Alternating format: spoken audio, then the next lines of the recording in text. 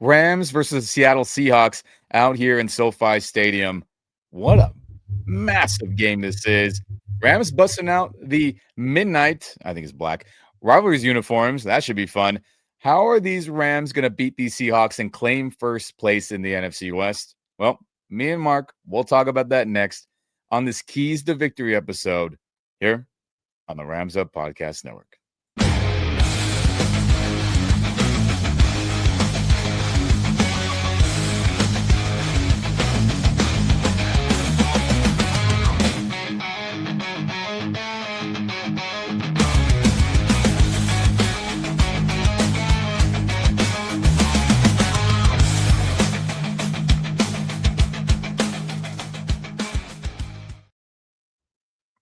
What's going on, everyone? Welcome back to the Rams Up Podcast Network.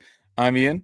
That's Mark. If you're on YouTube, like this video, subscribe to our channel if you're enjoying everything you're watching here with us today, and turn on that notification bell so you don't miss any other new video throughout this fun 2025 season. And if you're on the audio only or podcast only side of things, I mean, hey guys, share this podcast, share the audio with all your fellow Rams fans. Guys, any of those options helps other Rams fans see our content. And me and Mark, we very much appreciate it. But before we get started, we have a quick message from the sponsor of this video, MyBookie.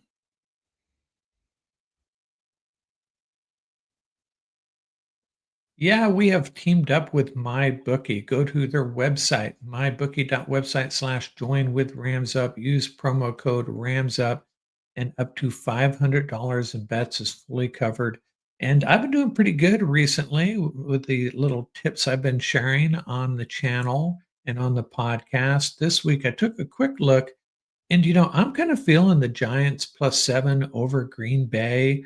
Green Bay coming off that loss at home, the Giants maybe getting that interim coach bump. And then I also like the Lions +2.5 at the Eagles. That's a big game. If it weren't for the Rams Seahawks, that would probably be the game of the week. And this Rams Seahawks game, I kind of like the under. The over under is 48.5. I think both these defenses are going to throw some really challenging looks at these offenses and slow them both down a little bit, enough to keep it on the under.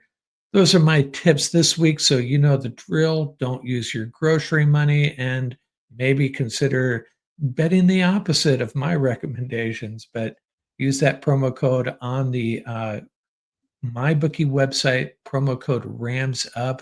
Pretty awesome deal.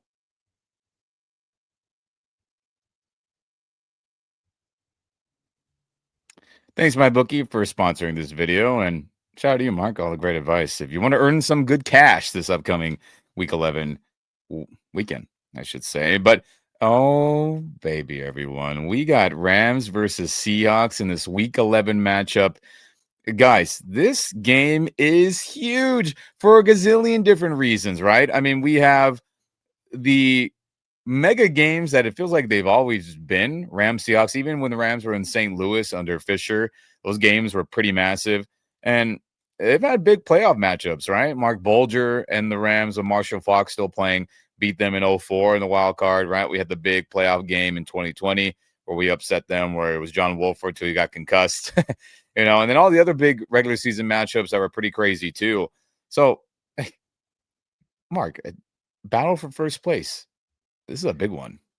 Yeah, I talked about last week how I endure Rams 49ers games, and Rams Seahawks games seem to be a lot of fun. There have been a lot of really fun games and good results for the Rams, even during the that Pete Carroll, Russell Wilson era when the Rams were down. We always gave them a good fight, and I think we had the best. Let me put it this way: I think Russell Wilson's worst record was against the Rams as win-loss record. Rams go in Seattle. We always, not always, but we had their number more often than not. And then at SoFi, just a lot of great games, a lot of fun games, and I suspect this one will be more of the same. Yeah, it's feeling that way. And if in case anyone forgot out there, this is the game the Rams will be busting out from the uniform closet. The midnight mode rivalries, they call it blue, but dark uniforms. As look, I'm wearing it right now, just in good spirits, right? The white numbers with the proper horn sleeve. And I know a lot of people say it's such a dark blue, it's almost black. I mean, look at you got JB Long calling it a black uniform, you got players calling it black. To my own two eyes, like what I'm wearing right now, it's freaking black. I don't got a problem with that, but I think the team and everyone and officials pushing, no, it's almost black. It's blue. It's blue. Look at we'll see it on TV. We'll see how true that is. I don't care. It's just funny how this uniform is being worn for a 1 o'clock game when it's like midnight mode, midnight mode. I mean, it would have been great for this game to be in prime time. But for anyone out there who was like, why isn't this game prime time? Why isn't it being flexed to a Sunday night, to a Monday night game? Well, the flexing for games to be moved around doesn't start till next week, week 12. So they missed the mark by 1 week because no doubt about it, if this game was in week 12, you can bet your bottom dollar that they were kicking Cowboys Raiders out from Monday Night Football, which that's going to be an eyesore game. Uh, but oh well. Raiders, Cowboys. Wow. Yeah, I'm tired of seeing the Raiders. I'm tired of seeing the Cowboys. I know Jerry Jones has got a lot of blackmail over NFL people, so they get his team 6 primetime games every year. Ridiculous. But I mean, hey everyone, the midnight uniforms outside of my rant there are much better than I think I originally thought they were. Didn't hate them when they came out. Mark, had his comments on them way back when this dropped in the training camp or end of training camp, beginning of the season. And my biggest thing that I enjoy the most out of everything is the proper shoulder horn. Finally. I mean, guys, I have it on mine right here. That's what it should look like. Not this little half-assed what we have in our main ones where it's like the St. Louis arch, where it's kind of just this half circle with the broken horn. And I declare this to you, any Rams officials, Kevin Demoff, any other creative people from the Rams. Hey, you can change uniforms anytime now that the 5-year period is over. Just get the normal blue, the normal white, maybe a yellow, maybe an old school white, and just add that proper horn like these midnight jerseys, Mark. Doesn't that look a lot better on this edit? Yeah, hey, but to be honest with you, I've never met a Rams uniform I didn't like. With one exception, and that was there was a period there where but we couldn't change the helmet, and it was a mismatch with the jersey. Yeah. Just a few years back, right? That was awkward looking. I think I'm getting that right. But Yeah, back in 2017 with the yeah, jerseys. yeah, Yeah. right. But yeah, I like the midnight mode though.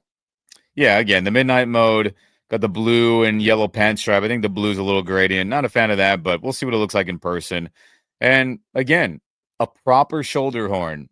That's beautiful. Let this be the template for a future version of our blue and white away jersey. I think it'll be clean. I think all the people who are still bitter and upset that let's be honest, they downgraded with this 2020 rebrand from our classic blue uniforms they wore at the Coliseum before going to SoFi to this. I think moving over to this rivalry's jersey template, just make it the normal blue and yellow. I think everyone would be happy with that, and I think that would cure a lot of bad feelings back from 2020, Mark. But anyway, I digress on that, everyone. As let's get into some Rams Seahawks history. As hey, look, I like uniform talk. Rams, other teams, I enjoy it. But how about that history between these Rams and Seattle Seahawks? We kind of talked about it a little bit, right, with the playoff games and the games that come to mind that have been crazy and tough throughout the years. Outside of the McVay era, even the Fisher era and back, there was craziness. So with that, hey, the Rams are down 3 games in the all-time series, 25-28, but they had the 2 playoff games, right? 04, Mark Bolger, Marshall Faulk got the upset in Seattle, and then 2020, the upset with Jared Goff coming off the bench with the injured thumb and throwing a game-winning touchdown late in that game, where the Rams had the number 1 defense and just abused Russell Wilson. And Cam Akers had a great day in his rookie season running the ball that game as well, Mark. But overall, I thought they played more games than this off the top of my head, but we're down 3. Hopefully we can close that gap starting this weekend. Yeah, I remember they were in the AFC West for a while, and Yeah. I'm going to talk on our roundtable coming up about some of my favorite Seahawk games. But one I'll mention is going way back. Aaron Donald had a little bit of a coming out party. I think it was his second season, opening day, and remember it was overtime, and Marshawn Lynch tried to convert a fourth down, and Aaron Donald and Michael Brockers put a stop to that, Yeah, and that was the second year, yeah. yeah, and that was just an electric game to win in overtime with a 4th and 1, 4th and 2 stop in overtime. So, you know, had a lot of really exciting, almost iconic games with these guys. Yeah, there's been a lot of crazy ones throughout the years. When the Legion of Boom days, we still would play them tough, and then after, post all that, then things were still crazy as well. But how about the last 5 5 matchups, excuse me here, as we'll go back to that 2023/2022 season where really the 2022, excuse me, but that game transpired in 2023, where it was the Baker Mayfield end of the year, let's have fun, the season sucks game, where a bunch of backups in, Rams had a chance to upset them and knock them out of the playoffs, if you remember, but unfortunately Baker threw a bad pass to Van Jefferson and got intercepted, and then our chances of beating them were gone. But now it was dark times. McVay was unsure if he was going to coach again, retire, semi-retire, go to TV. That was a bad time in the McVay era, and we covered that, and it was like, what is happening here? Is this really going to happen? But nope, he came back, right, beat Seattle early in that year, the season after, and then beat them again, where it was a close one. Then the most recent fun game was a Demarcus Robinson overtime bomb out there in Seattle, where that was a crazy game where Cameron Kitchens had a massive pick six, had another pick in the end zone. Geno Smith had his red zone turnover issues that popped up, and we stole that one when we didn't play as good. And Matthew Stafford had a clutch play. That was a crazy ending, man. And then the last game, everyone, was the Jimmy Garoppolo backup bowl against Seattle starters, where Rams had secured a playoff spot. They didn't want to, get anybody injured, so they played all the rotational guys and backups. So look at Jimmy Garoppolo threw for 334 yards, couple touchdowns, had that bad INT early in the game. Had a chance to win at the end, but he got pressured and couldn't complete the throw to Whittington. That was disappointing. Hey, Jordan Whittington had a good day. Tutu Atwell had a good day. Ronnie Rivers was the main guy. He had decent, yards per attempt, only 12 carries. And we narrowly lost that one. So that's the last time we played each other. Seahawks got the 10-7, but missed the tournament. We got in, luckily. And that feels so long ago, but it wasn't. Yeah, that game in Seattle with the, where we with DeMarcus's catch, and I Yeah. remember that one, that first half was one of the most atrocious first halves of football for both sides, and then that was the game Puka got thrown out too, right? That's He right. Yeah. He he that he first gets that first drive of the game, then he got yeah, ejected. Yeah, I yeah, forgot and he about gets that. ejected, and then the second half, it was just an explosion of, just crazy plays. First half, second half, 2 different stories, but yeah, that was another great win for the Rams in this Yeah. series. And then, it gave us confidence like, hey, the backups were balling out on your starters. So that showed good depth. It was good for Jimmy to look good in this offense. He threw a touchdown to Higbee. That was nice on a rollout. Had another one, too. God, I'm blanking on this. Regardless, that was a fun game, right? It was hopeful that, hey, let's get 11 wins and beat the Seahawks. So I know a lot of Seahawks fans like to carry like, oh, we haven't lost away games and how many games in a row? I think about 10 or 11. And, Yeah. if it went for our backups, we would have got you guys on that game. But whatever. That's the past. New group here, new group for them. And that's pretty dang fun, ain't it, Mark? But geez, the wheeze, everyone. Going through this roster from Seattle, it's a damn good one. So, I mean, let's talk about that roster, Mark, and everyone. So, we'll go through the offense, talk about their best players. We'll go through the defense, talk about their best players. And same thing with special teams, and onward we go. So, I mean, how about we pull up real quick Seahawks this season, right? How are they doing? How is this group as a whole? 7-2, Mark, right? They have the loss where they choked against San Fran in week 1. They have the game where they played an all-time classic for this season, at least, against Tampa. It was the throwback game. Bucks wore the creamsicle away uniform. Seattle wore the classic silver and royal blue. They lost that one where Baker was on fire. Good for my fantasy team that day when I had Baker starting.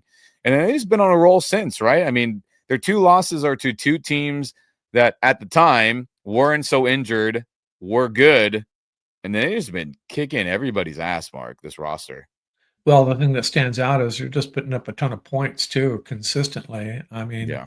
You know, 31 points, 44 points, 35 and a loss, 20, 27, 38, 42. Kind of like the Rams. I think the Rams have really caught on the last 3 games. Seahawks have been doing it pretty much all year. Yeah, they've been a machine, right? And look at if you're on YouTube with us, I mean, look at the scores of these games. Some of them have been crazy, crazy explosive, right? Obviously, the most recent against division foe Arizona, Washington, they obliterated in prime time. Jaden Daniels got hurt that game. That sucked for them. Obliterated New Orleans, obliterated Pittsburgh, and had some tougher games in the middle, but they won convincingly. So this team is dangerous. But all right, everyone, let's get to that roster as we talked about earlier. The best players, et cetera. Offense, defense, special teams. Let's do it. So we got Sam Darnold as the quarterback. Everyone was like, oh my God, you're trading away Geno Smith for Darnold? Hey, it makes sense because he's a little bit cheaper, but it's going to mess with the locker room, man. Geno was well beloved in Seattle. Sam Darnold didn't play good his last 2 games as a Viking. Do you really want that? Is that going to continue? Is he going to be like New York Jets, Sam Darnold? Nope. That is absolutely not the case, as he, Mark, is one of their best players by far this season. As yes, he got that Pro Bowl nod with his time with the Vikings. But Mark, the guy is playing at an elite level right now. You watch the film, I watch the film. The guy's making tight window throws. He's throwing the ball accurate down the field. He is escaping sacks. He is making plays with his legs, everyone. And for the stats out there to kind of back it all up, I mean, the guy is one of the best quarterbacks stat wise as well. He's top 10 in passing yards with 2,262. And they don't even throw the ball that much in the fourth quarter recently because they've just been obliterating people. Right now, he's tied for 7th with 17 passing touchdowns. Again, they're not throwing the ball that much in the fourth quarter. Right now, he only has 6 INTs, which is one of the best ratios in the league. And if you care about quarterback rating and yada, yada, yada, he's number 1 in quarterback rating right now. So, I mean, completion percentage, 71.1%. That's an A-plus completion percentage as well. Mark, it is absolutely ridiculous how good he's been for the Seattle Seahawks. They will trade Geno Smith in every timeline if they get a quarterback playing like this, and they lucked out. Yeah, Sam's from just down the street from me, a little ways. San Clemente, played his high Yeah, school football there, so he's kind of a local guy. And he might have ended up in Las Vegas with the Raiders if it weren't for I Tom thought so, he Brady. would. Yeah, Tom Brady put this blocked that transaction or that the pursuit of Sam Darnold is what It's I crazy. read, and he ended up in. So yeah, maybe Tom Brady doesn't know everything about quarterbacking, but we can only hope that I remember Sam Darnold was sizzling when he ran into the Rams last year. Was it last year when the Rams took care of the Vikings in the playoffs, Mhm. right? So we can only hope they got his number again this time. Yeah, hopefully, gosh dang it. But right now, he's playing at an elite level, and that's 2 years in a row he's been looking fantastic, and I'm not shocked, truthfully. After a couple weeks, I was like, all right, he's gonna be a good player for them, and he's one of their best. So that's a bummer for our matchup, but fun as a football fan, right? Okay, as we go down, you got Kenneth Walker and Zach Charbonnet. That's a great 1-2 punch. Throughout the years, everyone, we've really lucked out not seeing Kenneth Walker. He's been hurt a lot for Rams Seahawks matchups the last handful of years where he's started games and then got hurt, or he wasn't available for these games. So we haven't seen Kenneth Walker a ton. We've seen a lot more Zach Charbonnet, and he's a starting caliber back, UCLA guy out here. So Charbonnet and Walker, that's a great 1-2 punch right there, Mark. Yeah, I, I'm no expert on either of these running backs, but just as a fan, Zach Charbonnet scares me a little bit more. Maybe it's because Walker has been beat, a little beat up in the games he's Sure. played against the Rams, but I don't think he's ever really, gashed the Rams that much. But Zach Charbonnet, he's the type of running back that scares me a little bit more. And in the games against the Rams, you're right. It seems like he's been more productive. Yeah, like I said, Kenneth Walker just hasn't played against the Rams much. He's either hurt or he gets hurt in those games, which is Yeah, kind of wild. right. So Charbonnet can fill in and have no problem. He is a starting caliber back. And then Jackson Smith-Njigba, who has been a Pro Bowler in this league, will likely be an All-Pro by the end of this season. The first player to get to 1,000 yards of this NFL season. How fun. Right now, he has 63 catches. That's his fifth best in the NFL. He's got 5 receiving touchdowns, which is hovering around, fringe top 10, around 13, 14, if my memory serves me correctly. And he's averaging 16.5 yards per catch, which is, really, really dang good. And the guy seems like no matter what, he is catching the football, whether it's an open pass, which he schemed up good, or even those contested catches where it feels like, oh, did Sam Darnold overthrow him? Nope. He runs right under it and snags it. Hey, did he throw that too low to the ground? Nope. He caught it. Is that too high? Oh, he leaped and got it. He is just an absolute menace out there for defenses this season. And again, they are beating people so bad. He's not even getting thrown to a bunch late in fourth quarters in a lot of these games they've won. Similar to Sam Darnold. They're beating people so bad early that his stats could be even crazier. His production could be even better. And Mark, this guy is one of their best players of the entire NFL, let alone the Seahawks. And it's ridiculous. We have nobody that can cover him. Let's just call it what it is. Yeah, it's interesting. I read something just today. Drew Brees is starting to lobby for JSN for the MVP award. I mean, And I who could think part of argue? that's because I think Brees still has it in for the Rams a little bit because of that I'm sure, yeah. that event in Louisiana, that the no call on the interference and No, I get it. what transpired after that. But yeah, Yeah. JSN, I think he had an incredible catch against us last year, if not in both games, at least one of them. So he's Yeah, he killed us in that overtime game. yeah, Killed us. yeah. I was like, oh my, that was like his first game where I was like, all right, we knew he was a good player at Ohio State, but I was like, oh my God, this dude. I seem to remember a play where he I think it was on the right side of the end zone where he just contested catch and I thought, okay, so Tyler Lockett, who's been killing us for 10 years, is finally nearing the end of his career, and now we got to deal with JSN for 10 years probably. I mean, guys, they shipped away DK Metcalf to the Steelers. The Seahawks said, see you later, Tyler Lockett. You're too old now. And, he killed us a bunch throughout these Rams Seahawks games. And they said, all right, we believe in JSN. And, he showed that he could be good. But who thought he was going to be this good, everyone? I didn't. But here we are, one of the elite receivers this season, been unguardable. And I'm worried about it. We'll get to the keys to victory of how to handle him or to the best of the Rams' defense abilities. But we don't have anybody that can run with him right now. And that's an issue. He's one of their best guys for sure. But as we get back to the Seahawks offense, Cooper Kupp, speaking of just wide receiver shuffling for them, Rams tried to trade him. We all saw it. We talked about it a bunch, Mark, you and I. We all, everyone tuning in, you saw the decline of him. It was obvious. Unfortunately, not that he was a bad player, could not start or play, but the Rams were like, hey, we're not paying you top 10 money at wide receiver. And they'd rather just instead of asking you for a pay cut, they always are just the path of like, hey, let's just cut ties. We're not trying to disrespect you and have you take a pay cut from what you're already getting paid. Now you can say, oh, they made Matthew Stafford get a pay cut. Well, he had no guaranteed money. So that's a little bit different situation. The Cooper Kupp one, they said, yeah, we're not dealing with it anymore. Unfortunate, but of course, no trade happens. He ends up with Seattle. And is he getting all the massive targets? No. Is he getting force fed? No. I mean, he's second in receiving for the team right now with only 367 yards, which, obviously is nothing really for your second wide receiver. I know Jackson Smith is hoarding a lot of those yardage. He's averaging 14.1 yards per catch. Still a productive guy, still blocks good, Mark. Him, Torrey Horton, the rookie, doing one hell of a job. He'll probably play this game, as I know he's listed as questionable. And then, gosh dang it, Rashid Shaheed leaves the Saints and rejoins his offensive coordinator, Kubiak, over there for Seattle. So, I mean, that receiving core, Mark, Jigba, Cooper, Rashid, Torrey Horton, maybe we see some Jake Bobo, who's productive as well.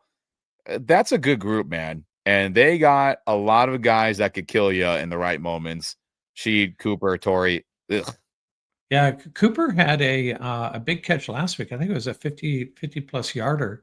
Yeah. I don't know if it's a catch and run, long pass, I It don't was a know, but catch he and had, run. Yeah, it was. yeah, catch and run. But Mhm. he's you know, it had to happen. It just sucks that he had to end up with an NFC West team. It's not as bad as Isaac Bruce playing for the 49ers, but it's still not good. But I'll always love the guy. And I just hopefully he doesn't hurt us in this game. But I certainly wish the best for him. And yeah, Torrey Horton's a guy we talked about. Mhm. I think it was you and I talked about as a wide receiver that we would fit well with the Rams. I think so. He Mhm. ends up there too. Yeah, I mean, it's him and Njigba catching touchdowns, right? They're both at 5 right now, which is pretty crazy. And then to the tight end room, AJ Barner's got 4 touchdowns. Elijah Arroyo, who we liked out of Miami for, a second or third round pick, more third round pick if my memory serves me correctly. That's a good 1-2 right there. And then the fullback, Brady Russell, returns, right? If they want to smash mouth football, he can be like the extra tight end, pseudo tight end guy. Then Charles Cross, Gray Zabel. You got Anthony Bradford, Abraham Lucas, all the starters. But center, Jalen Sundell, I believe, broke his leg or had some type of bad leg injury where he's going to be for sure out this game. And then you got Olu Oluwatimi filling in at center. So they're going to have a backup center in, which is very, very, very beneficial for our front, Mark. But outside of that, a good group, maybe not big names on the O-line, but they're getting the job done. They're pass protecting well. They're run blocking better than years past, I believe. So, I mean, this offense is an elite group. They got guys everywhere, man. Yeah, and I think Gray Zabel is going to be a fixture there for a long time, a really high caliber rookie guard there. Yeah. So yeah, they for several years the issue that they had was their offensive line kind of sucked, and they've been slowly addressing it. So Charles Cross is coming around, Gray Zabel going to be a really good player. Anthony Bradford and Lucas seem to both get banged up a lot. But they're slowly Yeah. improving that offensive line, and Zabel is just a big, big piece of that. Yeah, he's a good player for them. And again, their starting center is out for this matchup. Hopefully, Kobe and Braden and Tyler Puna, they can all take advantage of that. We'll get to that in the keys to victory part of this episode. But hey, everyone, how about the Seahawks defense? They run a 3-4 scheme, which is the same base setup that we do, right? You have a nose tackle, 2 D tackles or DNs, quote unquote. You got 4 linebackers, right? 2 outside, like Verse and Byron, 2 inside that play behind the D line, and then your corner safeties, etc. So under McDonald there, who came from Baltimore and they run a 3-4, he's done one hell of a job transforming the old school 4-3 Pete Carroll, very heavy cover 3 system.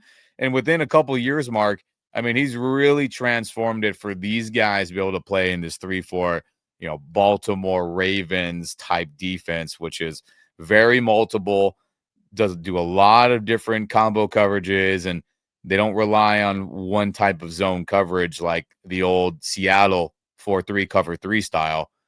But we'll start with the top here. Jaron Reed, one of their starters at D tackle / D end, he's on injured reserve, so that'll be a guy that will be missing time as you have Mike Morris filling in.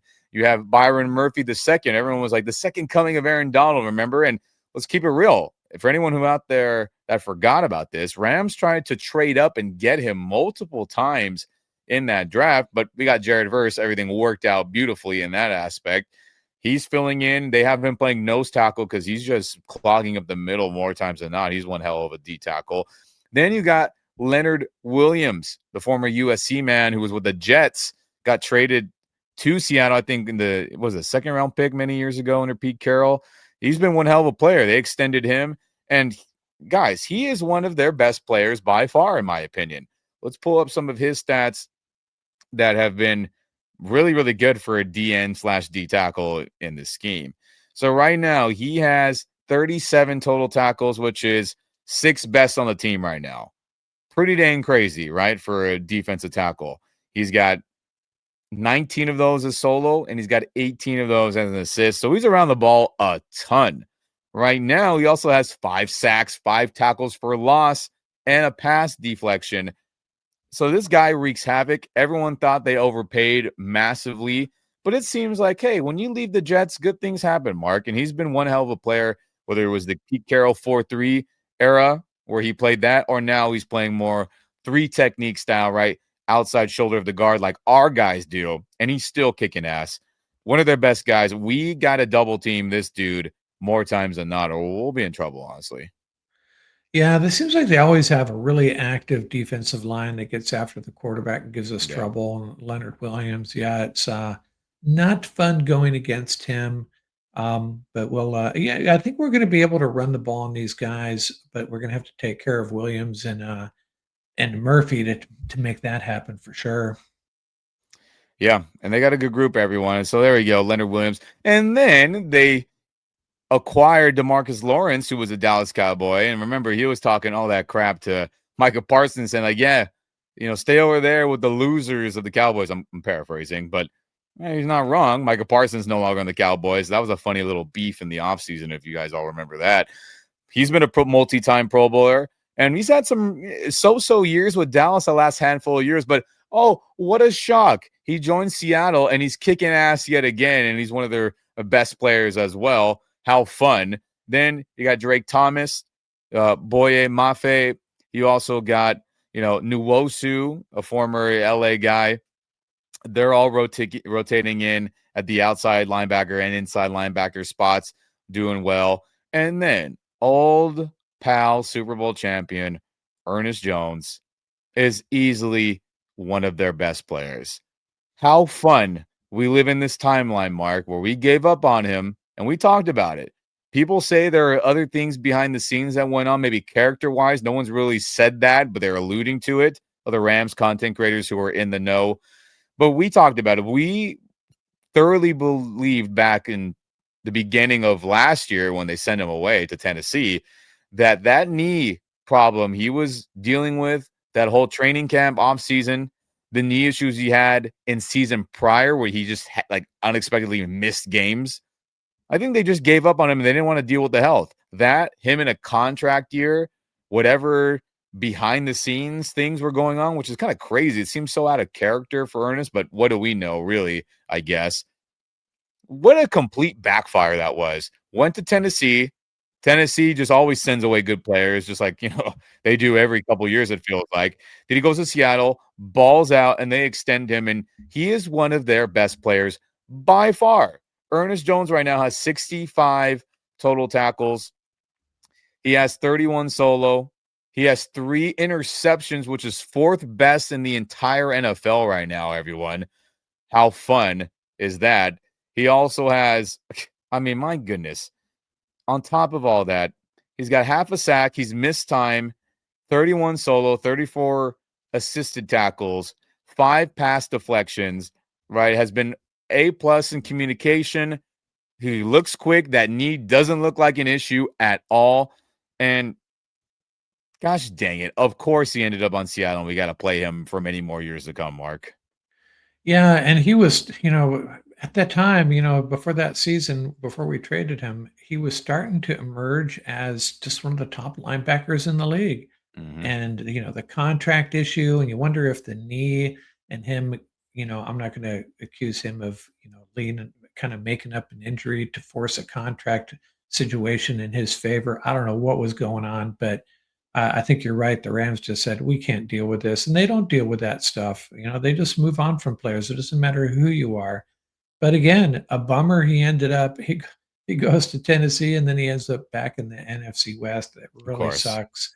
And he's, he's going to be fired up for this game. And hey, maybe we can take advantage of that. Maybe he'll be a little bit over aggressive and we can use it to our advantage. We'll see.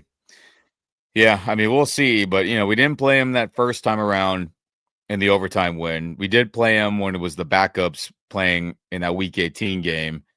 That was his first matchup against us. So this will be his second time around, ironically, back here in LA. And it still bothers me. Like, you hear Kevin Demoff and leadership's, hey, man, it was so great to have Bobby Wagner in here to teach Ernest Jones so he can be the leader of our defense for years to come. And then here we are in this timeline. He's in Seattle killing it.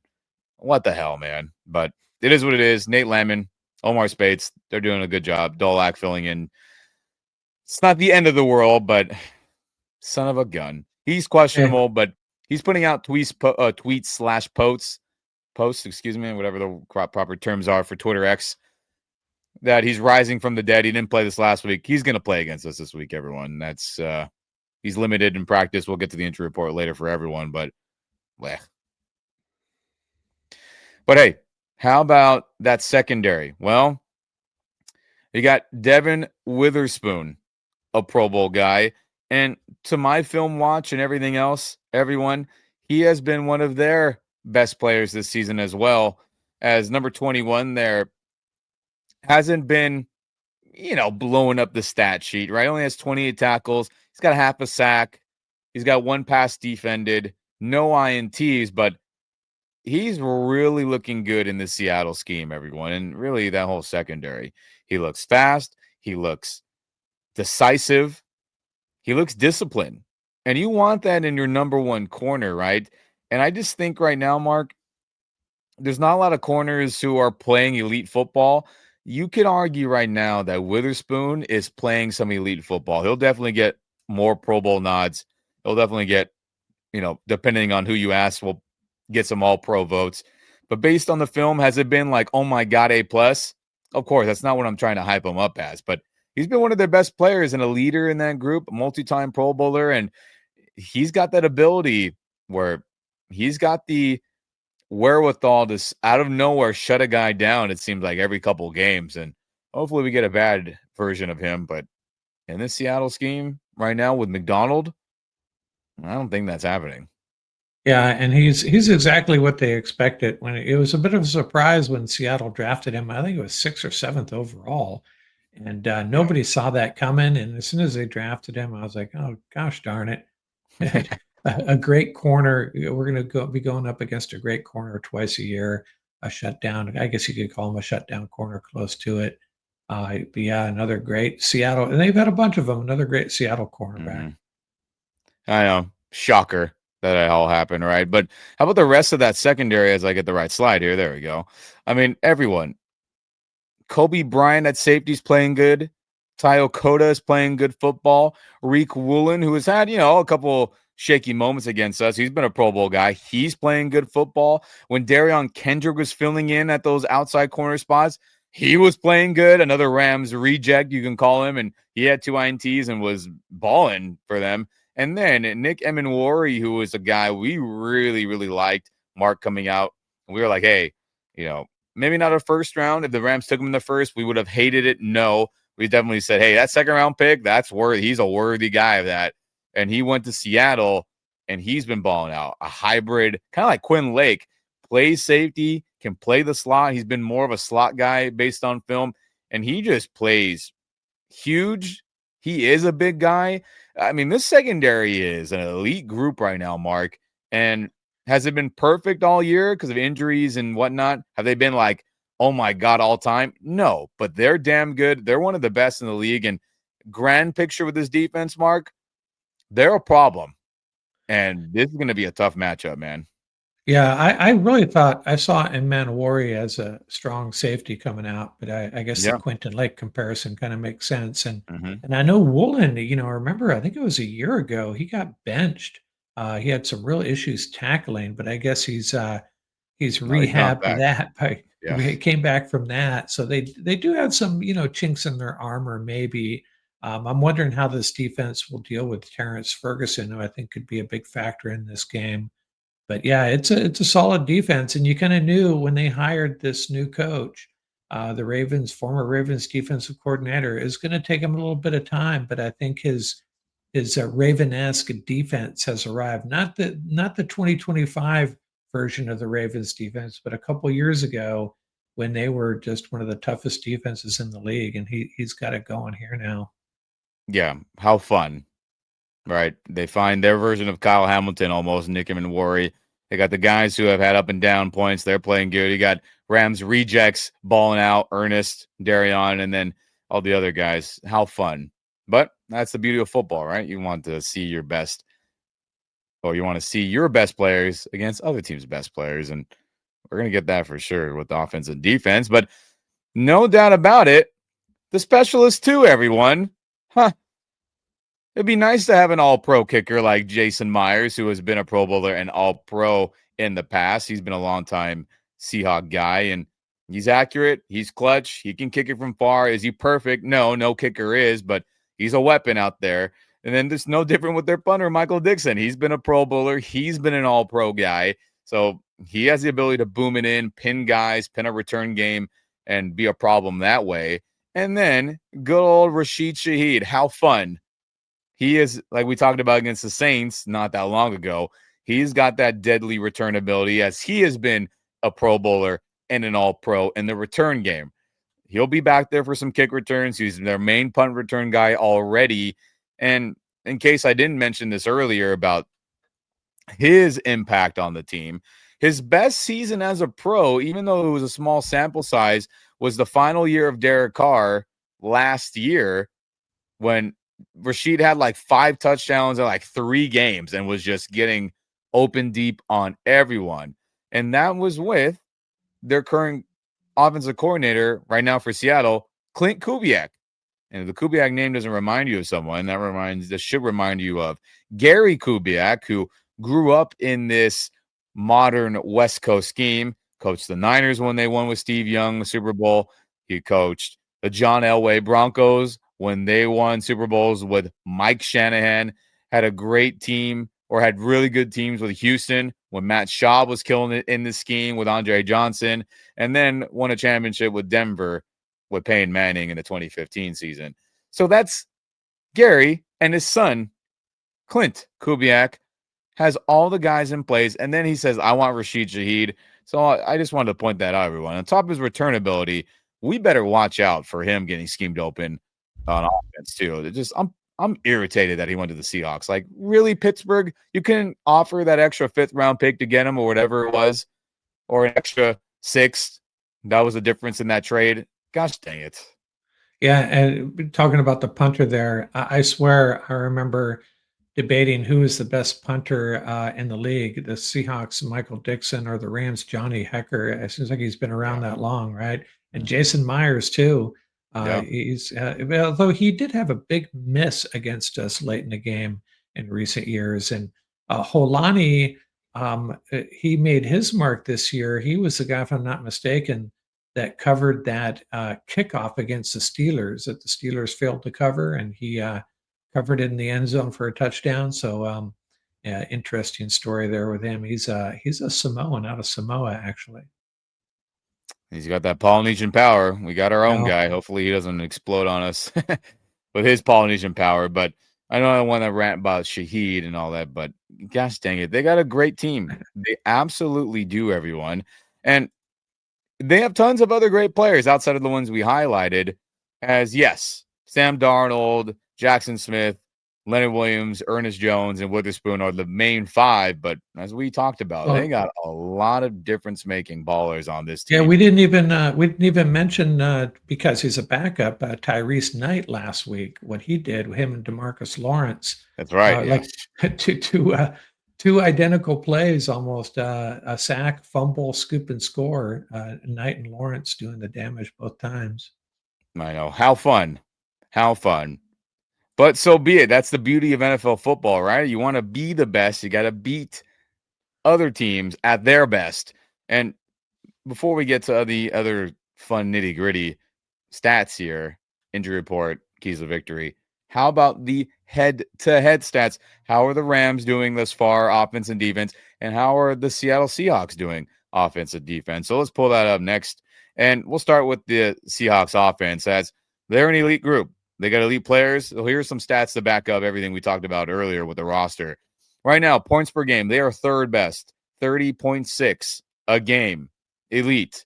Yards per game in the top 10 at 9th, 360.4 per game. Rushing the football, not the greatest, 114.7, which puts them at 17th. But on the flip side of that, they are 6th in passing with 264.1 per game. That's an elite group right there.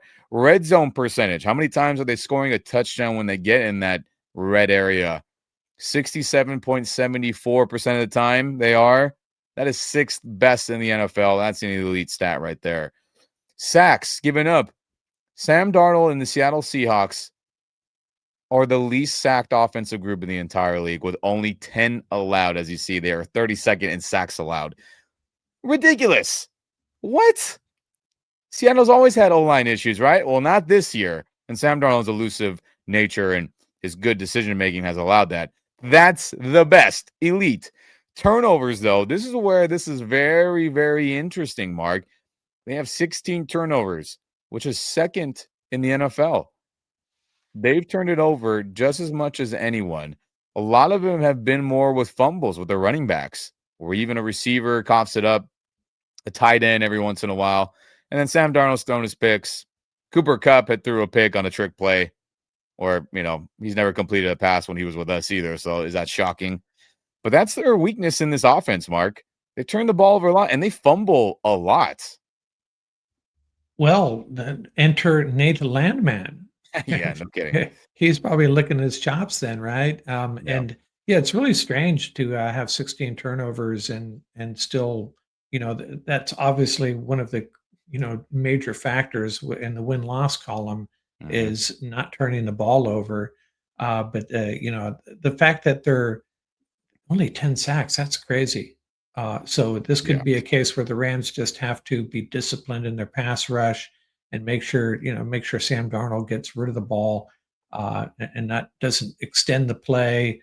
Allow these guys like JSN and Cooper Kupp to get open, while he's got like 3 or 4 seconds running around back there.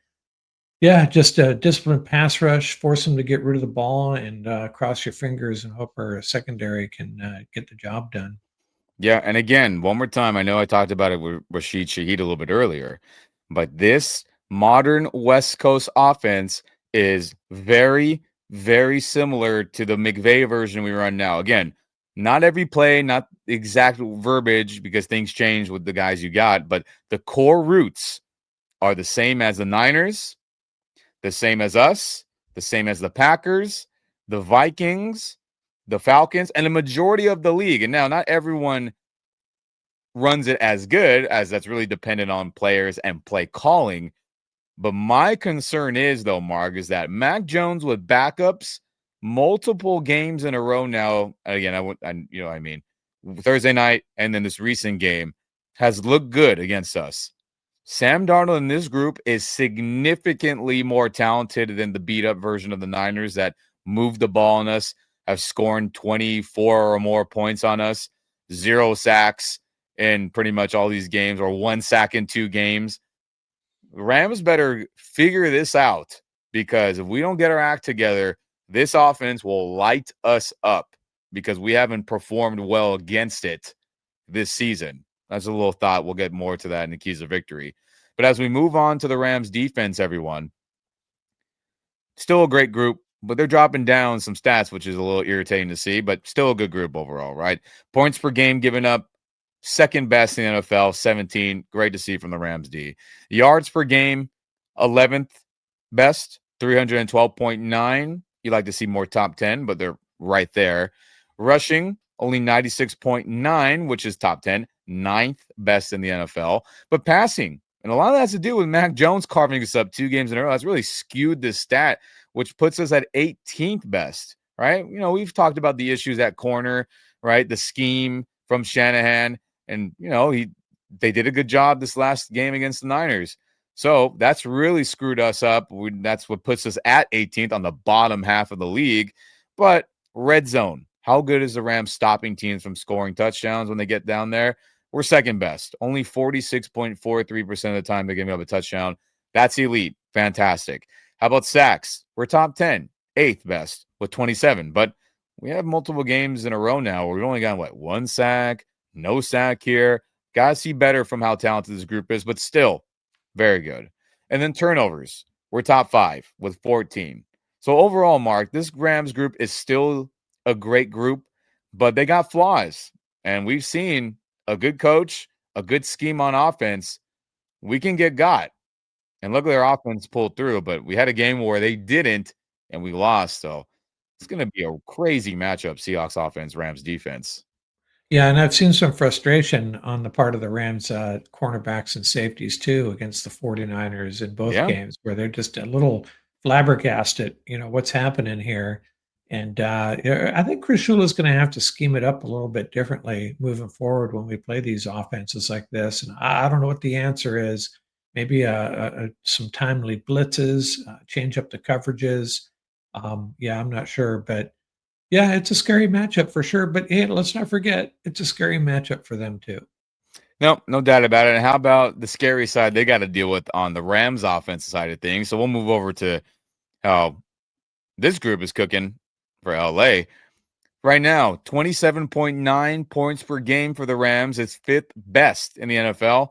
That's elite. Love to see it. Yards per game, 373.3. Fifth best in the NFL. That's elite. You love to see it.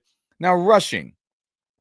I still want this number to be higher, Mark, but 113.4 yards per game on the ground is 18th best. So they're on the bottom half of the league. That is irritating to see. But on the flip side of that, when you're second in passing per game with 259.9, then you say, okay, the give and take of that is Matthew Stafford is having an MVP season. So it's okay. He's scoring touchdowns at will. He's throwing the ball at will. So then you just got to eat it on the rushing to passing ratio, right? Right, and I think, I think the Rams' rushing attack is just fine. They're just not getting Yeah. enough carries over the Yeah. course of the season is really what it comes down to.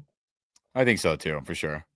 But okay, we move on to the red zone, right? That's been an issue for a long time. It's getting better every week, everyone. Right now, they are 12th best, hovering close to the top 10 with 63.41% of the time they're scoring a touchdown. It had been near the bottom or in the 20s for many years in a row. Beginning of the season wasn't great. And within the last handful of games, they've been creeping up and been way more productive, which is a shock, which is why we've been obliterating teams and scoring a lot of points. Great to see. And then how about the sacks? Great. Only 14 allowed, which puts them in the bottom, half of the league. That's a good thing. 27th most given up sacks with 14, like I said. Matthew Stafford getting rid of the ball. The pass protection has been better. I feel like Steve Avila's getting in a better groove. I feel like Alaric Jackson and Rob haven't been as consistent. I know Rob's been dealing with injuries. Alaric didn't practice all offseason up until pretty much week one. It felt like with the blood clot issue. But hopefully this group can continue to get better. But I think that Stafford being smart with decisions, good play calling by McVay on the rollouts, right? The play action boot, fake the run, have him run to the outside to get him away from potential rushers immediately. It's good. It's working out so far. Yeah, and the other part of it is, not getting sacked a lot in Stafford's case. He's also not fumbling. I don't know if he has a single fumble this year, and, I think I in don't think years so either. past, that's been an issue, right? A Yeah. carryover from the Goff years, we take the sack, we turn the ball over. Yeah. Such a killer moment for an offense and a team, and I think we pretty sure we've avoided that this year, if I'm not mistaken. We have for sure. I know teams have challenged, like, oh, did Stafford fumble? Nope, he held on to it. I think the Saints did. I think it was another game And I somebody and I challenged am it. I am knocking on wood at this very moment, by the way. Yeah, I know. Seattle had two fumble return touchdowns. I get it, but hey, Rams are doing what they can, and they're doing a good job, in my opinion. And then turnovers, right? Speaking of all that, we had Matthew Stafford had a couple bad plays early in the season, threw it right to a linebacker, Bond in the Eagle game, threw it right to a Titans DB early in the season. And that's pretty much it from Matthew with his two interceptions, 25 touchdowns. And then even fumbles, right? Kyron had the bad moment against the Niners, but they haven't turned over the ball much other than that. Blake had a bad moment against the Niners, and there's a couple more thinking on Colby right had now, one. Yeah. right? I mean, those are four out of the seven. I can't remember the other ones right now for whatever reason, but that puts them in good light. 26 most turnovers in the NFL, which is good, everyone, with only seven. Uh, Complete contrast from Seattle's offense where they're dropping the ball a ton. Yeah, I think one of those fumbles was Colby, Parkinson for sure. Oh, that's Yeah, I right. don't Yeah. remember the other ones either. You're right. You're right. He did a good job hanging on to the ball. Thank God, honestly. Thank freaking God. But how about that Seattle Seahawks defense, everyone? How do they match up in terms of stats? So points per game, they're an elite tier group with only 19.1 given up per game. That's fifth best in the NFL. Yards per game, they're an elite group, ninth in the NFL, 307.6 yards per game given up. Rushing, fantastic, 90.7 yards per game on the ground given up, which is third best, elite for that front seven, really handling business. What they're good secondary making tackles as well. Passing, now this is where things get a little skewed, right? 216.7, which is 19th best. But I think when teams are just having no ability to run the ball on you, and they're really good, whether it be base, nickel, or dime, teams are just opting to throw the ball, which skews those stats, but they're still locking guys down more times than not. And they've had a couple shootouts, like I mentioned, but they're doing one hell of a job back there. That stat's a little misleading based on the film I've watched. And then red zone. How many times are they stopping opposing offenses? Well, that's 53.33% of the time, which is seventh best in the NFL. That's elite. Sacks, 32 as a team, and that is second best, only behind the Denver Broncos right now. Oof, they are QB hunting, and they are getting home a lot. And then turnovers, they had a couple this last week, scooping scores. They are top 10 with 12.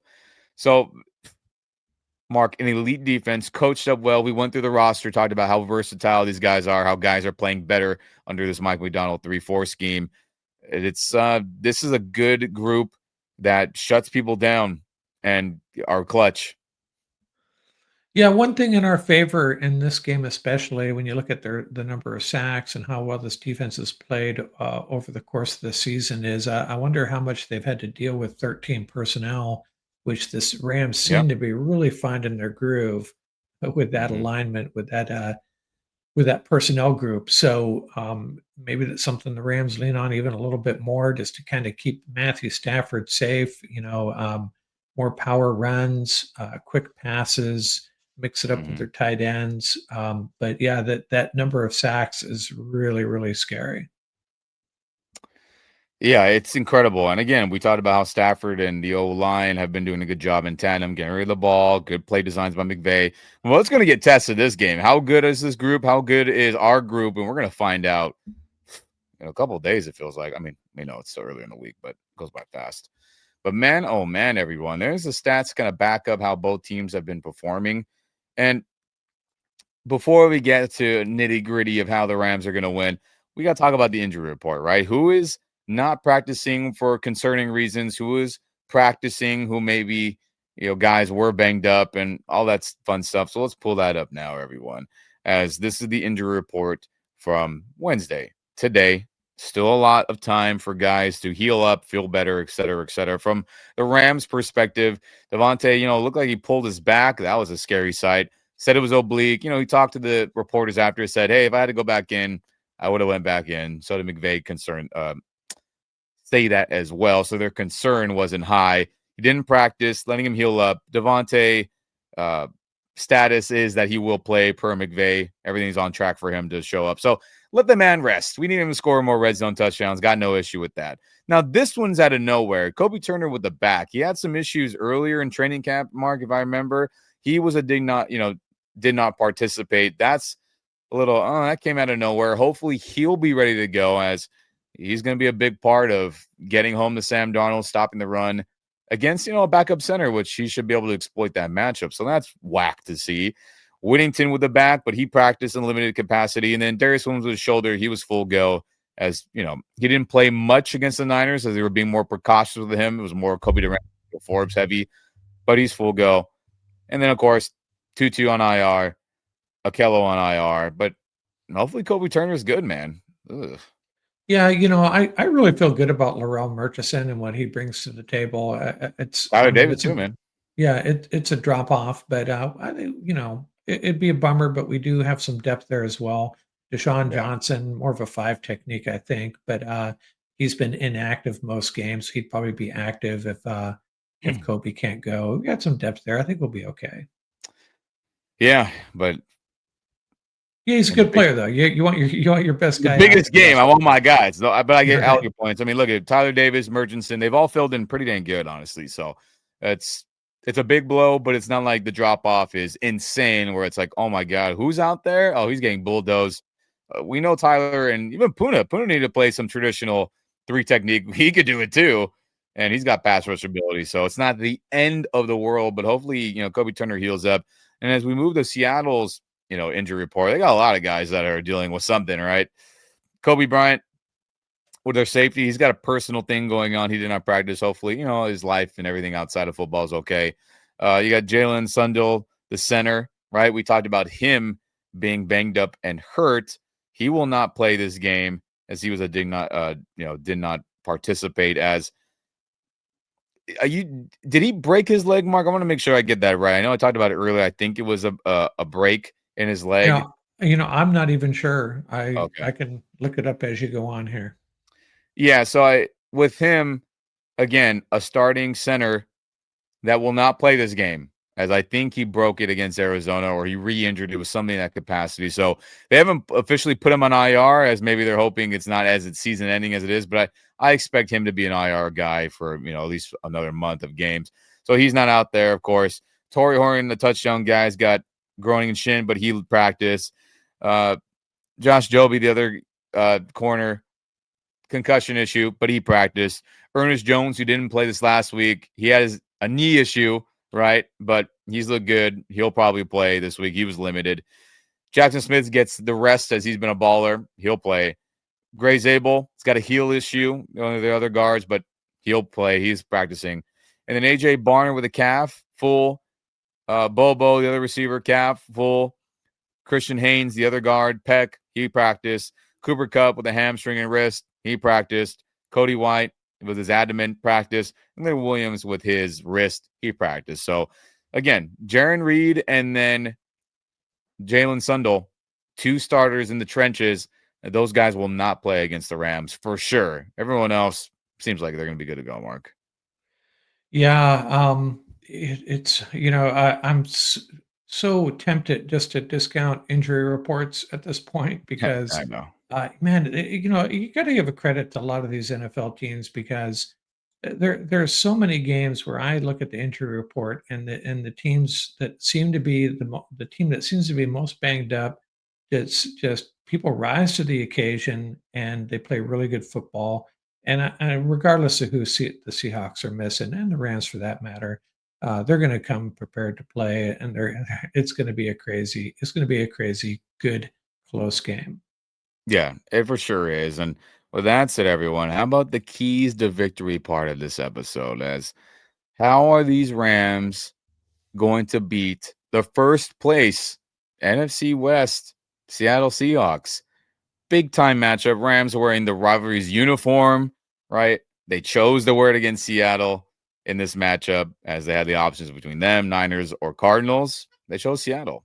And that's a fun it all worked out. We're gonna get new uniforms for this big time game. But Mark, I'll start with you, man. How are these Rams going to be effective against this elite Seahawks defense? Give me the keys to victory on that side of the ball.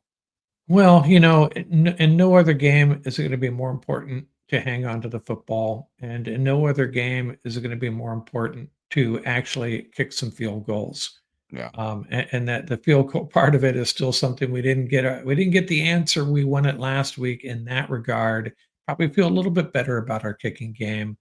I think this is going to be a lower scoring game than people think. It's going to be a close game. Not that it's going to be low scoring, but I don't think it's going to be a shootout because I think both these defenses, especially in the red zone, can play pretty good football. But I don't think there's any one specific thing the Rams need to do on offense or defense. You just got to play solid fundamental football and kick some field goals. It's going to be a close game. And the one thing about the Seahawks, they haven't played a lot of close games. There's three games that I think three games are one score games, and they're 1-2 in those three games. So if Yeah. the Rams can hang in there and take this into the fourth quarter, I think they'll prevail. I think they got the culture, the personality, and the playmakers. Not that Seattle doesn't have some playmakers, but I really like what the Rams have done in some closer games, and I think the Rams pull it out. I'll save my prediction. Sorry, I started to roll right into my prediction, but I think that's it. It may fall on Harrison Mevis in this game to come through because they're Woo! both two really good football teams. That'd be crazy. But I mean, guys, what are my keys of victory on offense? Ooh, baby. I mean, we just have to keep this defense on their heels and guessing. When you're playing an elite group who is getting to the quarterback a ton, who are feeling great in the secondary, who are schemed up good and coached well, you have to continue to be diverse in the play calling and the personnel groupings. What does that mean? Well, Sean, everything you've been doing the last handful of weeks, do not change it all of a sudden just because we're going against this team. I think what's going to be paramount in this game, Mark, is the play action game. Can we run the ball effective enough? And the Seahawks defense has been really good against the run, where Matthew Stafford in the play action game, whether it be a play action rollout boot, whether it be a play action 5 to 7 step drop and let things develop downfield, can we get the defense to hold when that run fake goes? Can we get them to say, oh, is it run? Is it run? Okay, no, it's not, and have to bail back. Can that be long enough where Stafford has enough time to throw the football? Because if it's just we get pinned and do, all right, Matthew Stafford, save us, I am concerned about our two tackles. Based on film, again, Alaric and Rob Havenstein have not been to their best. Again, haven't played a bunch, have been banged up with health issues and whatnot. But with the way this front from Seattle is playing, if it's just straight drop back game, I'm concerned about that. So Rams have to run the ball. They have to be decent at it at least. And everything's going to be about play action, in my opinion. Can the 13 personnel play action game be effective? Can 12? Can 11? And I think all that is the main key to victory, because if this team cannot run the football against Seattle, I'm worried about their pass rush. And I think if we get into that type of game, hey, Stafford's one of the least sacked guys. I think that could change in a hurry. But it starts with that, and everything branches back to McVay. Keep them guessing. Keep doing what you're doing with the play diversity and the personnel diversity. And I think we'll move the ball on them, but I don't think we're scoring 35 plus points, truthfully. Yeah, so do you think, it would be a mistake? I think what the Rams have been doing early in games is passing to set up the run. They seem to go to the pass early. Sure. As against San Francisco, that's what they did. Would you be opposed to that? You think we need to run early and get that established or mix it up from the get-go? Or how do you feel about that? Yeah, it's got to be mixed up from the get go. And of course, I mean, anytime you always want to establish a run game, no matter who you're playing. But I think it's going to be more important this game just because this front, this pass rush has been elite.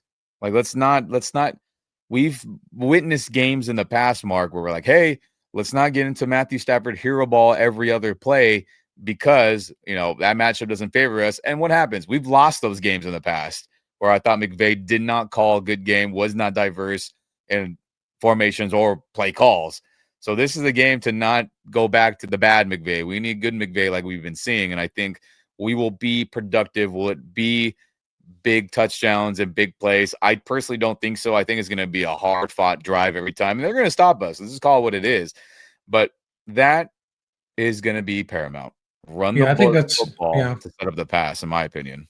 Yeah, and I think that's another reason why it lends itself to a lower scoring game Yeah, I because think so. these both these defenses are going to force you to grind it out, 9, 10, 11, 12 play drives if you're going to score it all.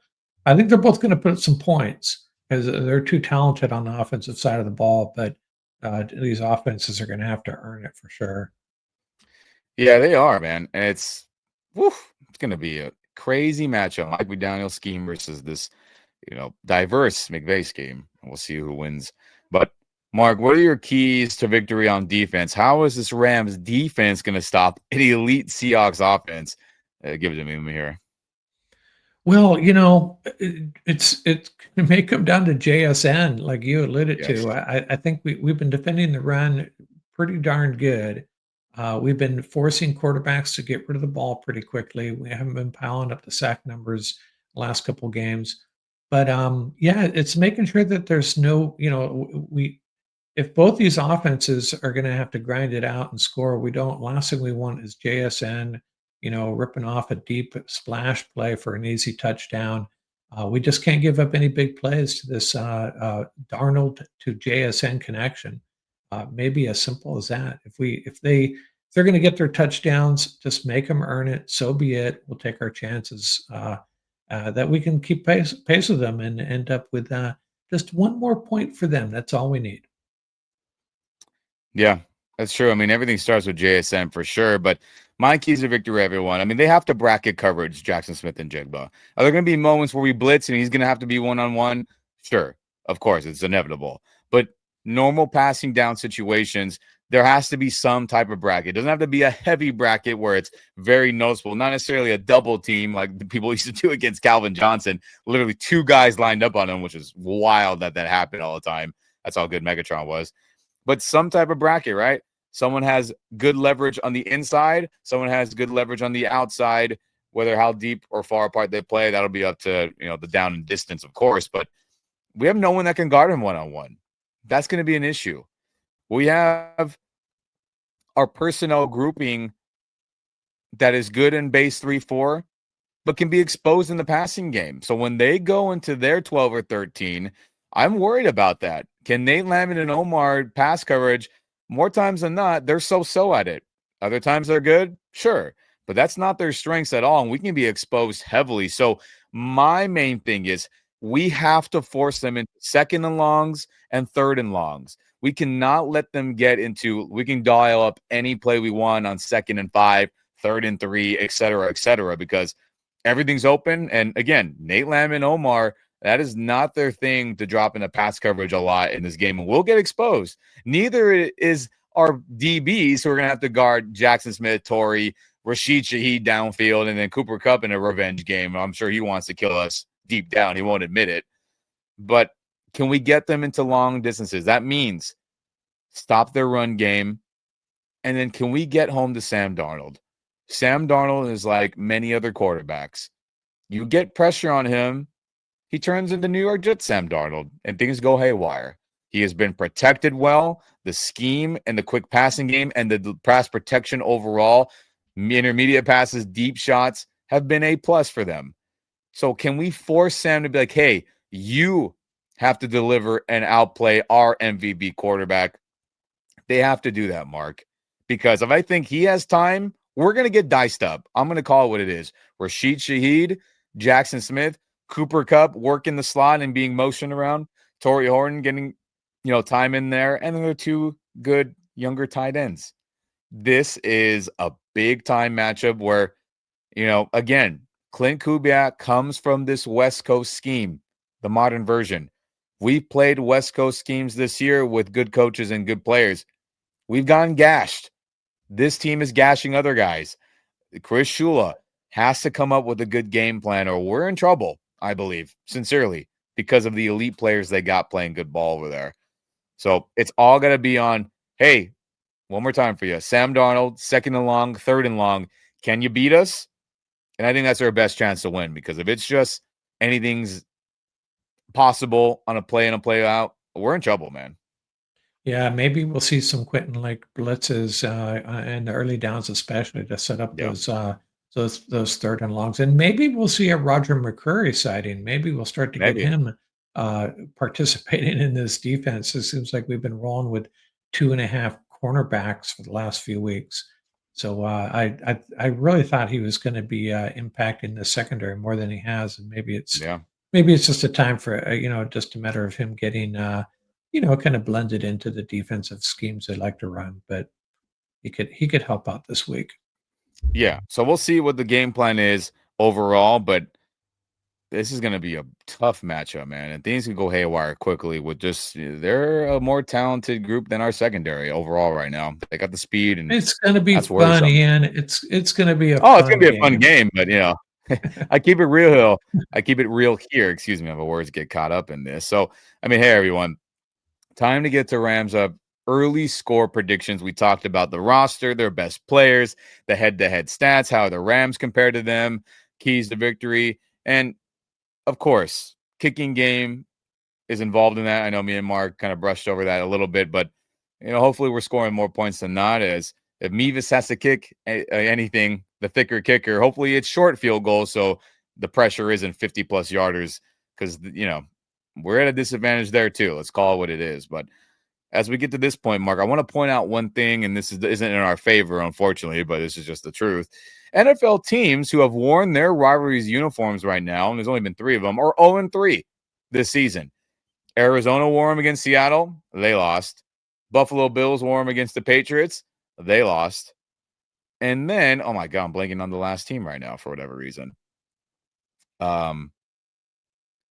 As I talk here and I remember that game. Oh, Can't Miami. help you, man. Sorry. Boy, I'm saying Miami Dolphins. I don't know why I was thinking Jets in my head. Like, no, that's not right. Miami Dolphins wore them as they were like that black / deep navy blue. They lost bad in them as well. Now, the Rams are better than all those teams. The Rams are in a different class than all those teams, and they're not Arizona or the Dolphins or Buffalo that's been having issues. It's just a little nod, something to think about there as 0-3. Not great. Yeah. Hopefully we'll I'll be the look at ones to it. break that streak. I'll put another spin on it. It just suggests that they can't go 0-4 in those uniforms. It just makes no sense. This has to Yeah. be the one. And then on top of that, everyone, the Seattle Seahawks have 11 games in a row they've run on the road, which is really dang good. And they are way better away from the Lincoln Center or whatever their stadium's called, forgive me, than you would think, as Seattle always has this, the 12s, the home field advantage. They don't play as great at home for whatever reason. They play a lot better on the road under Mike McDonald. So that's another thing that goes against us. And I know you can say, Ian, you're overreacting. Those things don't matter. Well, we pointed out some of those trends in the past. Everyone called me crazy that I picked them to lose against Chicago, in previous years. I was like, well, Rams haven't won in Chicago in a gazillion years, and that trend still continues to this day. And other little nitpicky things like that. So I like to point them out and get them covered out here. But with all that said, when these Rams hope to break rivalries, uniforms, curses now that are being built up. Mark, what is your early score prediction for this game? Rams win, Rams lose, Rams tie maybe. What's your score on that? Yeah, I always feel good about the Rams' chances against the Seahawks. It's just, over the years, they've always played well. They don't win them all, but they win their fair share. Recently, anyways. I know they're underwater historically by a couple of games.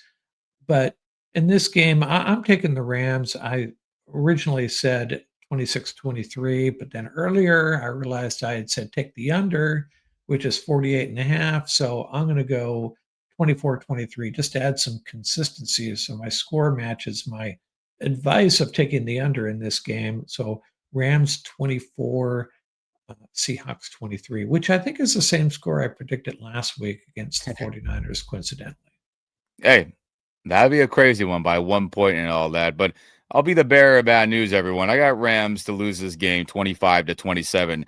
Now, how do I get to that point? Covered it in kind of smaller segments throughout this episode. And you can say, Ian's being negative again, yada, yada, yada. Now, I think objectively, this offense for the Seahawks is elite. The Clint Kubiak factor matters. The Rashid Shaheed trade matters. This secondary for the Rams is going to have issues. I don't think they're going to be able to cover all these receivers and be productive. This Rams defensive pass rush has been neutralized by this type of scheme. We've seen it now 2 Niner games in a row where that O-line for the Niners is not as good as the Seahawks O-line. Let's call it what it is. That, Sam Darnold playing at an elite level, that plus, now on the Rams side of things, you're playing an elite defense with secondary guys that could play man-to-man coverage. Puka Nacua and Devontae Adams, they are not the, oh my God, man beaters that you hope they are. Now, Devontae can beat man-to-man. Puka can beat man-to-man. But they're more, we're going to tear you up in zone. And then Devontae one-on-one in the red zone, that's a different story. His superpower is that, which is great. But I think that plus their pass rush against our O-line, who has been playing better, but I voiced my concern for Rob Havenstein and Alec Jackson not playing to their capabilities recently. That has me worried. It really, really does. And then on top of that, we don't know if the thicker kicker is any good. We don't. Kicking issues are still in the forefront till we see it many weeks in a row not be an issue. Now, Mevis was never put into a situation to have to kick any field goals last game. Woof, thank God. But do we expect the Rams to put 42 on them? I don't. If they do, hell yeah. Let's get another ass kicking going. But I think that with McDonald's and Seahawks playing better on the road than they are at home, I feel like Rams, and again, they're not winning. They're only not only going to have 2 losses the whole year. Let's just be real with ourselves. There's going to be a couple games here and there that they drop the rest of the season. That's just reality, everyone. I think this will be one of them, Mark. And I think they'll be better suited for the second matchup later in the year in Seattle to beat them then. But I think this first time around with them only having film to study and not a previous game and the kicking issues, I don't know, man. I can see a missed kick. I can see a missed field goal costing us. And I think that's why I get to this point here where I have them to lose by 2 points, 25-27. A missed PAT, a missed field goal could be the difference in this game when two elite teams are playing each other, right? Yeah, I'll have one pushback comment and one question. Sure. We always talk about the three. What are the three most important things in a game between two fairly evenly matched teams? It's the quarterback, the coach, and the health. And I think all three of those favor the Rams in this game. It's true. But Yeah. I understand where you're coming from. This is a scary team. The Seattle is playing at an extremely high level, just trying to put a positive spin on it. And the just one other point I should have made earlier, I'm not thrilled with the kicking the ball into the end zone approach. That too. That matters. Giving this team the ball on the 35-yard line is not a good strategy. May not have a choice if we're not going to have Joshua Carty active. Ethan Evans, I don't know if he has the ability to pooch kick it to the 10-yard line, He 5 doesn't, yard or line. you'd be doing it, Right. So that's a little bit of a bummer. I love Joshua Carty's dirty kicks, but I don't think we can have a punter and two kickers active for this game, unfortunately. But another thing to think of, another thing to pay attention to when this game starts. Yeah, 100%. And again, I hope I'm wrong. I'm always rooting for the Rams, but if you're asking me to be objective and not be fake about it, this is my prediction and my score. Been wrong in the past, we'll be wrong in the future. But I just think this first time around matchup is a tough one for this team. And again, they're not going undefeated the rest of the year, which would be amazing, but that is just unrealistic for any McVay team. History tells us when they've been talented, they lose games when they were clearly better than others. So against an elite team, why can't they lose this one? But I hope they rise to the occasion and break the rivalries curse that's going on this season for teams as well. But we'll see, guys. We'll freaking see, right, Mark? As long as you say they're going to bounce back and beat the Bucks the I following think week. so. Yeah. Okay. I think they will. And Bucks are too beat up right now, and I just think they're clearly better than them at the moment. But I mean, hey, everyone, what a massive game this is. I wish it was in prime time or I would go to the game, but 1 o'clock, that's a little tight for me on the Sunday, too late of a notice.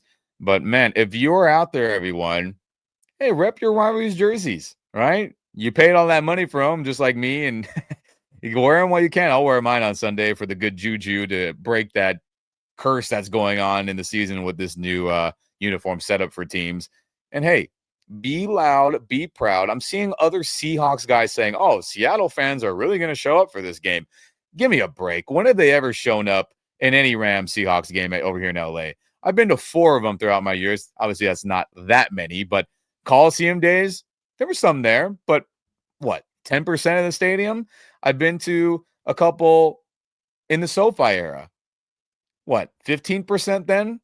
So I see Seahawk content creators being like, "Oh, Seahawks fans, they can have a great presence at SoFi." I'll believe it when I see it, and I expect Rams guys to be real and like they are. Hey, there's a lot of Seahawks guys here.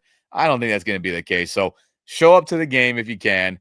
Be loud, be proud, rep the midnight, rep the blue, rep the royal and soul, and shut these guys up who think that SoFi can be invaded by any team. Ugh, Yeah, I have pretty good feelings about Seahawk fans in general. They're a good group, no they are. issues with them. But one of my fondest memories is them falling out of the stadium before halftime in that great Todd Gurley game up there in Seattle. Yeah. So Yeah, just stop it. At least stay till the third quarter when your team's getting hammered. How about that? Yeah, and it's not like Seattle's home field advantage has been good in the last couple of years. I mean, my goodness, last year you get the head coach and Gino and people talking about why are there so many Niner fans or why are there so many Packer guys and yada yada. Those are you're right. Rams get made fun of for that stuff, but oh, Seattle, man, the 12s they come out. Well, hasn't been the case. So before anyone starts talking crap about SoFi being invaded, I'm gonna get your own stadium in order first and your fans to pull up there more than they have in the past. A little wishy-washy that sounds to me, 12s out there. But we'll see you on Sunday, whoever pulls up. But hey, everyone, if you're on YouTube here, like the video, subscribe to the channel, turn on the notification bell so you don't miss any future video of this fun 2025 season from us, excuse me. And if you're on the audio only or podcast only side of things, hey, share this audio, share this podcast with all your fellow Rams fans out there. Hey, me and Mark, we very much appreciate that. Other Rams fans see our content that way. So thank you very much. And Mark, before we get out of here, anything else? No, that's it, man. Just enjoy the game. It's going to be a fun one. It always is with these guys. And, Ian and I will be back sometime late Sunday afternoon with the post-game reaction, celebrating a Rams win, hopefully. Yes, please, Rams, for my sanity. Even though I'm picking them to lose, I hope to be wrong. Bless me, football gods. Bless me to be wrong. But hey, rep your midnight, rep your blue and yellow, and tell those Seattle fans to get out of their stadium if they're there. You know what I'm talking about. But hey, never forget, throw up those horns, baby, and always say, go Rams.